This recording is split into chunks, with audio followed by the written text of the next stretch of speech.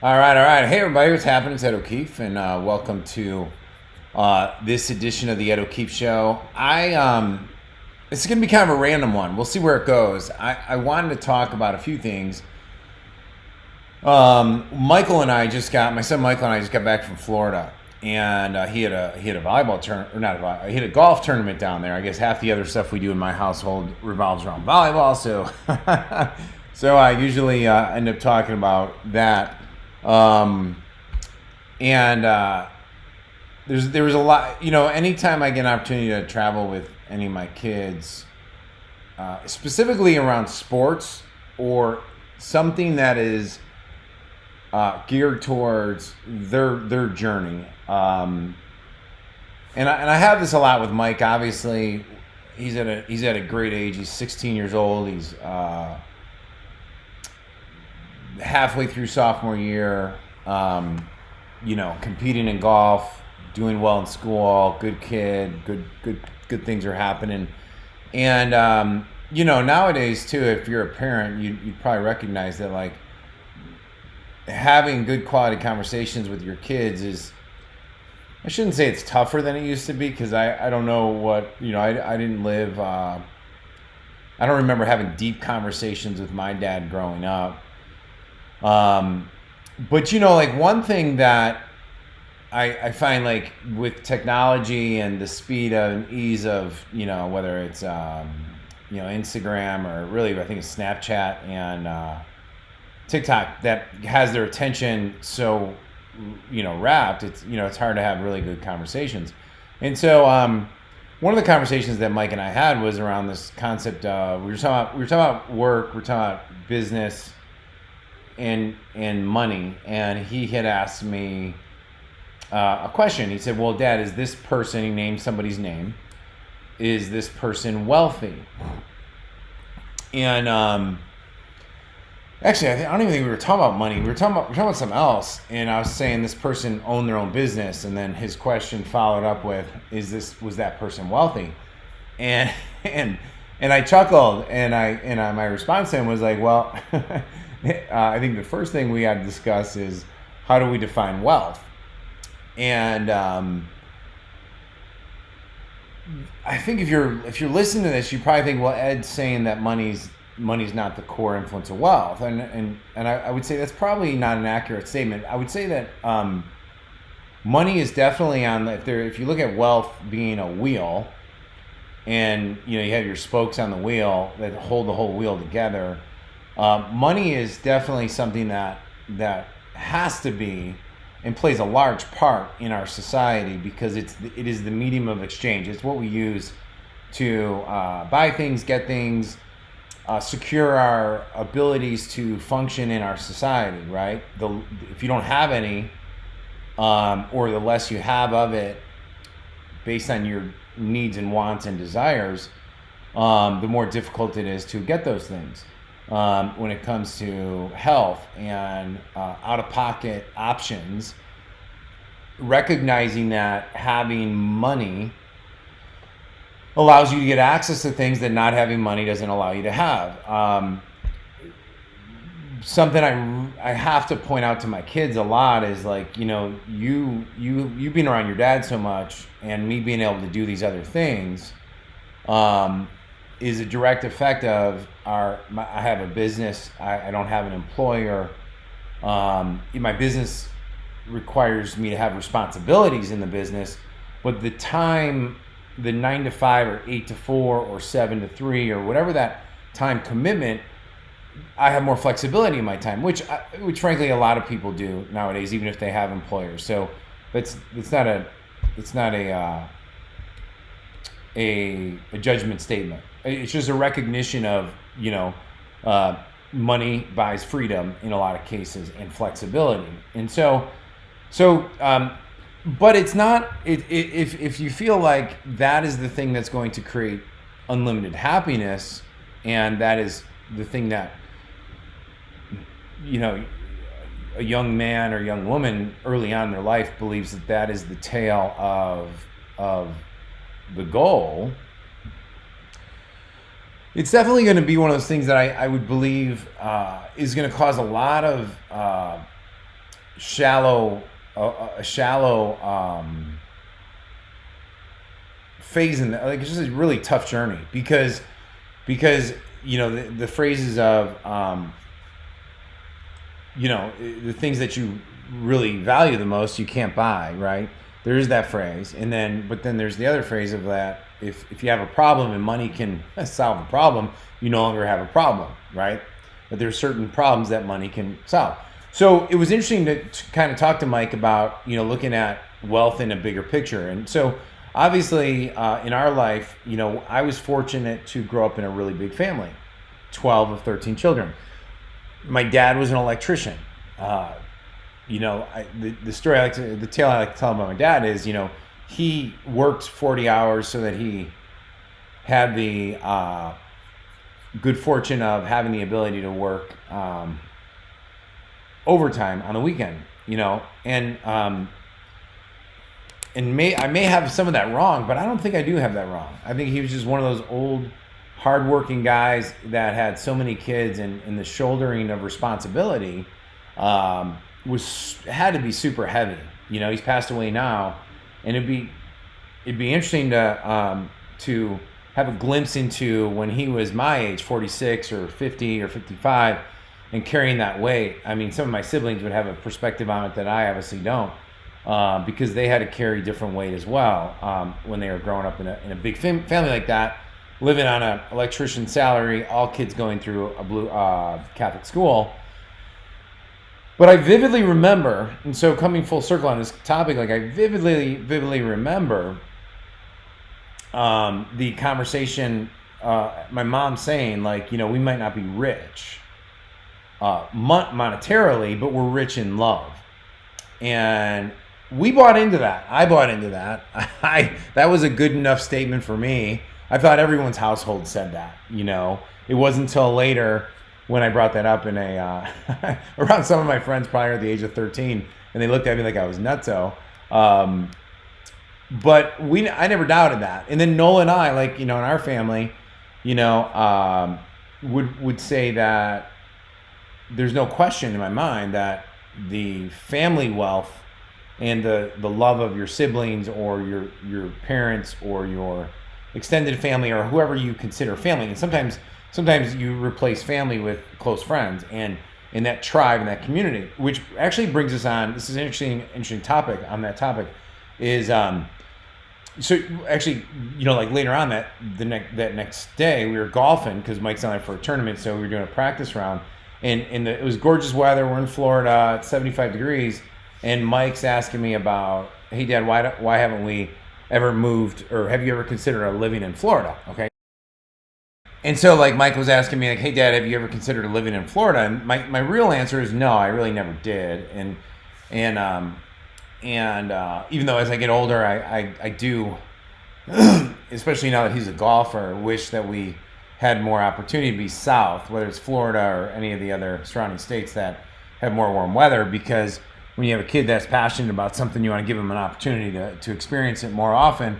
And also, there are slight edges in life. It's probably a topic for a different show. But like, if a kid's playing a sport 5 days a week, 48 to 50 weeks of the year, and there's a kid, same skill level, same talent, but he's playing it only 32 weeks of the year, the kid who's playing it 50 weeks of the year is going to have a compounding advantage over time, assuming they both love it, assuming that, everything else being the same, just the person who's got more access to the weather and is going to have an advantage. There's just no way. I mean, that's just reality, right?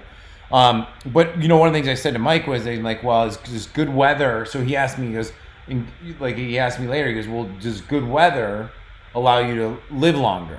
And I said, well, there's I'm a freaking longevity expert. So I don't know. I'd have to look that up on I'm sure some of my good friends have the answer to this, right? So the answer though, if I have this correct, the little bit I know about I think it's blue zones where people tend to live longer, right?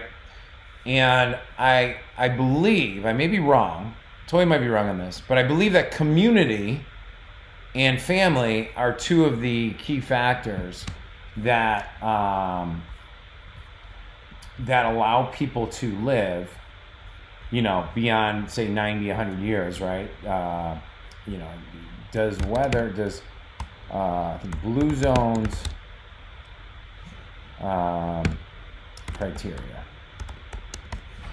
like the communities, right? And it'd be really interesting to see, do blue zones project communities work? So anyhow, blue zones project communities have been able to increase life expectancy, reduce obesity, and make the healthy choice the easy choice for millions of Americans. I don't know. We'll see on that. But the idea is, the question is like, when you measure wealth and you measure longevity and you measure happiness, there's two things I talk to Mike a lot about, which is like, a lot of things in life are math, right? It's mathematical.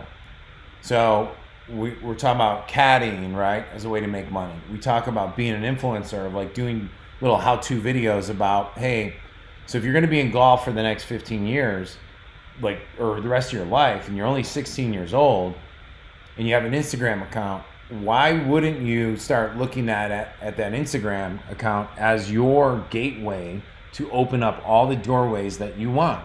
And because if you take the concept that everything that we do, you're always self-employed, even if you have a job, you're self-employed, right? Because the old model of getting a job, going to work, getting security from an employer is just not really a sustainable model in today's society. It's very rare. Like the pensions, everything they used to give, it's just not as secure as it was back in my dad's day and age, right? So if you look at the three topics we discussed on this trip, were caddying, right? So let's look at caddying. Let's look at these are actually occupations. Let me chunk up and go backwards for 1 second. So one of the things I talked to him about is that wealth, from the perspective of like being an entrepreneur, is if you could always be doing things you love while making the money that you want to make, or some variation of that, right? That is a lot of the two driving points that will dictate your happiness on your pursuits. And that comes down to math, which is the money side, and self-awareness of what you love doing on the personal side, right? And so I talked to Mike about if you're someone who likes being around people and likes talking, and you do something and you notice it, right? So these are all the things, right? And so we're going down this path, and then so that night at dinner, he was asking me about bartending, because we were at a restaurant. He's like, Dad, you gotta know.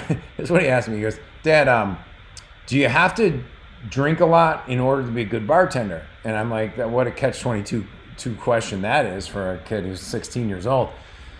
So we talked about that.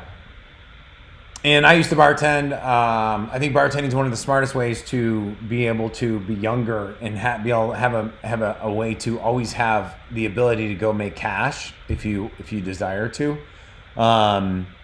It could also be a trap if it's not understood in the proper context, And then we talked about caddying. And I said, let's do the math on that, right? So you could bartend all night here. Like say she's walking out of here with anywhere between $100 to $200 in tips. Her work schedule is probably 6 p.m. or 7 p.m. to 2 p.m. We're talking about the waitress, by the way, or even that bartender. But if you're a golfer and you're waking up at 6:30 a.m., 7 a.m., so that's kind of an incongruent pathway. If you go to college, you're trying to make some extra cash. He's like, well, caddying. Yeah, well, caddying's an option. So let's do that. Let's do the math on that, right? You're looking at $80 to $120. Once in a while, you'll be lucky to get a bigger tip than that, but that's not typical, right? And there's other things on that. And I said, well, here, let me share a different thing, right? Like, let's say, for example, you love golf, you love doing videos, and you know, like somebody, we show you how to get access to people sending you their golf clubs or swag. Like, I'm wearing a golf hat right now, and I was like, we were at a tournament, and I said, Mike, so for example, like, who are all the sponsors of the tournament? And so we started talking, and he's like, well, Radisson Hotel is the sponsor of Hurricane Golf Tour. Squares, Squarz. It's like this is one of the hats, I think. Actually, this is a Hurricane hat. But Squares has like golf shoes and other stuff. That night the night before that, we went out on the Disney Strip, and we saw Johnston and Murphy clothing. We went in there, and they have a whole section on golf apparel. And so I explained to him, I'm like, well, if you look at who the sponsors are, that means they're spending money to get attention of the crowd that would be attending these events. Now, what if you, through your Instagram account, controlled a few 100,000 people in the golf world? Like, that was your audience, right? And then you did tips, you showed them like a new club that you just got, and now people are going to be sending you clubs for you to do it anyway, right? And I was like, so let's say you get a commission from somebody like Johnson and Murphy. Like, let's say we reach out to the marketing department and say, hey, we have golf leads coming through our system every day. We'd love to send them to you because we know you're selling.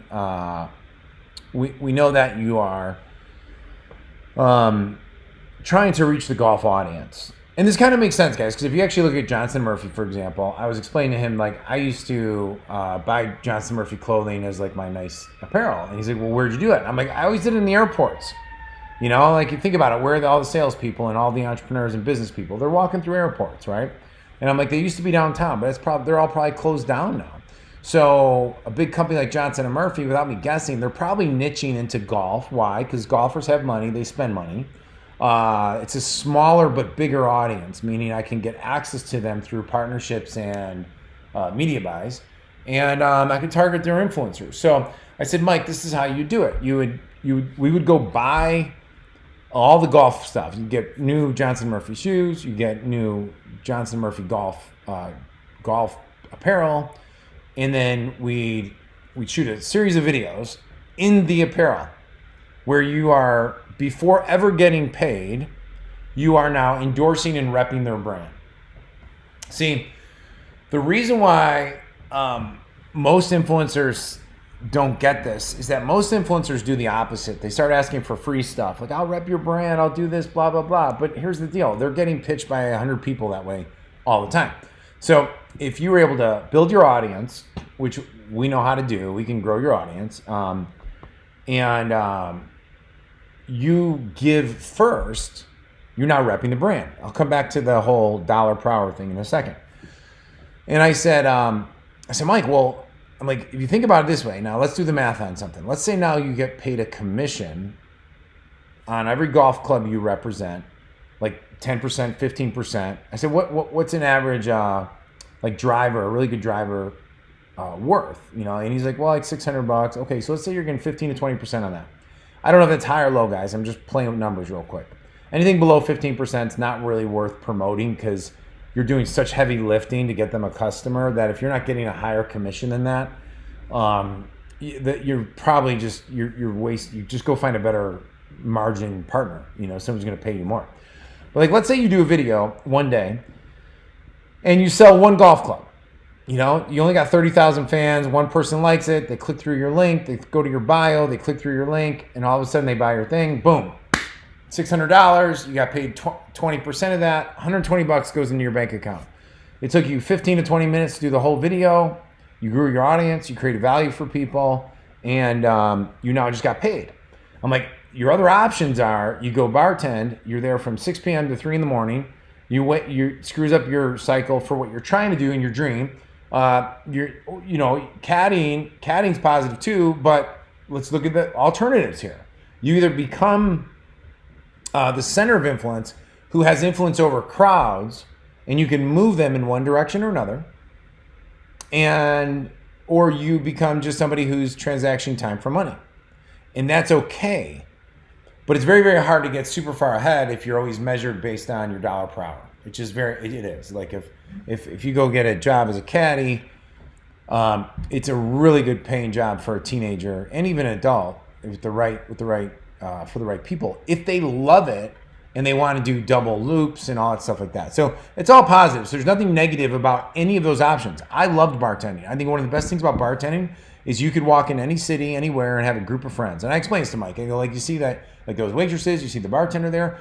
If you worked here, like starting next weekend, those would be your new friends. Like you'd have an instant community. So there's communities in everywhere, right? Same thing is on a country club. Like you do that as you work at a country club, but you just got to know, what I like and what's the math and what's the layout of the land. So that was a conversation we had about just some of those things. And the reason I brought up Johnson & Murphy is because sometimes those marketing companies, they may be too big to even have this conversation, right? But they also might be big and dumb. Meaning they got dumb money. They might be trying to spend a ton of money in this audience, and you might be somebody who's showing them away. So it's very, very interesting like that. Now, I should do a podcast. My brother-in-law, Brian Farley, sent me an Excel sheet probably 5 years ago on an Excel sheet he created. I think he was teaching a class or something like that. Brian sold a company. I think it'll come to me in a second. I want to say Venus. It was a varicose vein company. He started from scratch. I think he's a biomedical engineer. I could be wrong on that. But what Brian did is he broke down like the true value of money. And I want to give this a separate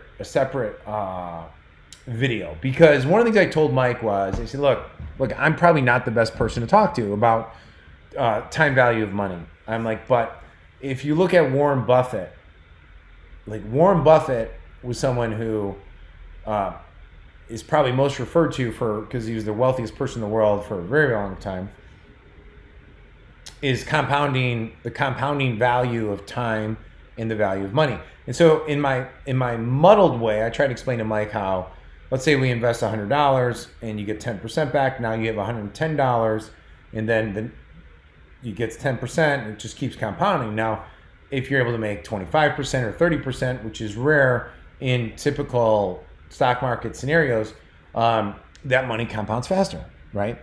And so we gave those examples, and I said, here's probably the person you should ask these questions to. And what Brian in his Excel sheet does very brilliantly is it talks about the true cost of money. And so like one little thing that I don't think I have it open right now. Yeah, here it is actually. I'm going to bring it up.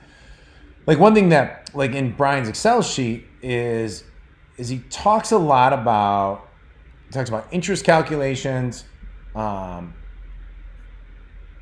also where I think is very, very brilliant is truly breaking out like what's federal income tax taken out of your like you get $1, and then we throw in federal income tax, so it's 25% on this Excel sheet that I'm looking at. It can be higher or lower. You got state income tax, Social Security tax, you got Medicare tax. And so in this scenario that was in his Excel sheet at the time, it was 39%, right? 39.7%. So every dollar you immediately are only earning 60 cents. Your spending power is only, or your net pay, as he puts in here, is only 60 cents. And then when you go to purchase something, you're charged another, 6 to 8% of county tax. And then so now you're looking at a spending power of only 56 cents, right?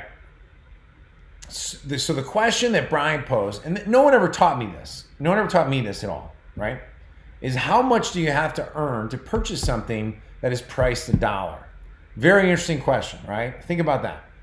How much do you have to earn to purchase something that is priced at $1 and subject to sales tax? And the answer in this scenario, so any of you geeks out there who are like, well, no, this is wrong, Ed, because my federal, this is a hypothetical scenario that is supposed to be for fun's sake and to just exist from 2015. Actually, now I'm looking at it to put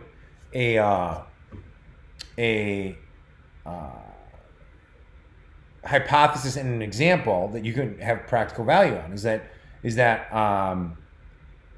you'd have to earn $1.78 minus taxes of 39.70 leaves you with $1.08 to purchase something with $1 with the sales tax. Isn't that freaking crazy? I mean, no one ever taught me that. So it's like it'd be interesting to talk to my wife Nola and share this with our kids. Like, so when you go buy your venti pink drink at Starbucks that's already like ridiculously priced, you're not spending $6.50 of our money. Whatever 1.76 times that $6 is the true actual revenue that we had to earn in order for us to that. So now you're looking at something like $9 to $10 to get a pink drink, and that's spending power, taken away. So it's also why, a lot of times you go back to why owning a business, understanding your tax laws, allows you to make acquisitions and acquire things that you could utilize, obviously following the law properly, but to get the tax breaks that are legally given to those who are willing to take risk and start a business. So that was our conversation on wealth. Now, there's more to talk about that. Like, we didn't even talk about health. We didn't talk about physical fitness. We didn't talk about a lot of things that make sense. But as you get older, one of the things, I wrote about this in my book, Time Collapsing, is that most people, like, it's part of, or my book just disappeared on me, but it's one of the things that in Time Collapsing I wrote about in the last chapter. I got it right here. I wrote about in the last chapter because it was the conclusion of my book was called Death as an Ally. And the concept is that most people live like they're never going to die. And so where you can harness the power of, the thing that we're all going to experience at some point to actually create a sense of urgency and a sense of clarity and purpose, which I think is so easy. I'm most guilty of this, of losing track of, right? Like losing track of, like this thing we think, okay, next year we're going to do this, and this summer we're going to do this. Well, it's only as guaranteed as it is, which we don't know when or how much that is, right? But in Bronnie Ware wrote a book called The Top 5 Regrets of the Dying, a life transformed by the dearly departing. And I think she worked with people that were going through hospice or were in hospice. I'm sorry. She was or is a hospice nurse. So she wrote this book. And regret number 5 in the book, this is from Bronnie Ware's work. She said, regret number 5. I don't know if you guys can relate to this one, but I could relate to this one. Number 5, I wish that I had let myself be happier. I wish that I had let myself be happier. Most people walk around with an idea that says, when this happens, that happens, and then this other thing happens, then I'll be happy. And Tony Robbins has talked a lot about this. But, if you think about it, it's like that's a rules construct, which means like, well, once this happens, and then this happens, and then this happens, then I'll be happy. So it pushes off that sense of accomplishment and feeling down the road. And I'm far from perfect at this. So I'm sharing this as a student and as somebody who's just sharing it is, how do we flip that? Because really no good decisions come from feeling bad, right? They just don't. And so in a world full of like, especially, and I worry about this with our kids, is like in a world filled with somebody's always got it better than you. Because all you got to do is look at their social media accounts. They definitely have it better than you, right? And I'm saying that kind of tongue in cheek. This could be a really tough one if you never let yourself be happy. Regret number 4, I wish I had stayed in touch with my friends. Now, when I reread this today, I immediately thought to myself, wow, I was thinking about a couple of my buddies that we we're best friends from college. We have the best of intentions of seeing each other more. We do text each other a lot, so that's positive. But and even with some of my local friends, like just the idea of like non-structured, we're getting together and we're enjoying each other's company. A couple weeks ago, I spoke at an event in Texas, and I have, like with the whole shutdowns and everything the last 20 something months, haven't traveled as much, right? Probably like most people. And we are, after I spoke, went to lunch, had one of the most enjoyable lunches around good people. And I remember I had to leave for my flight, and I was thinking to myself, man, I don't want to leave, but it was a Sunday, and I wanted to get back and see the kids, and I had commitments there. But I think a superpower in the coming years is the people that decide to get out and get back in touch, not only with people, but even in business. I think the more you get your hands dirty in the sense that you're reaching people and you're maybe not saying less automation, but less distancing of your leads and customers will only grow your business faster. There's a really interesting guy on the Joe Rogan show just this past week that I was listening to a clip. The knees over toes guy, I guess he developed some really cool things to fix his own knee. Because if you've ever been in strength training or anything, you've always been taught don't let your knee come over your toes with lunging and stuff like that. And I guess this guy, I think he blew out his knee or something happened. I got to go back and listen to the whole interview. I only saw this one clip. But he talked about how, so his method's like becoming world renowned and he's way ahead of the books and he's doing amazing stuff. But he talked about how he literally has responded to, I think, 200,000 personal messages in his social media and email and everything like that. And Joe's like, why would you do such? You don't have a life. And the guy goes, I no longer believe luck is on my side. Or he said something like, I don't believe luck is going to be on my side. So if that's the truth, then I need to leave it all out and physically do it. And I think people need more connection on that. And I think he's going to win.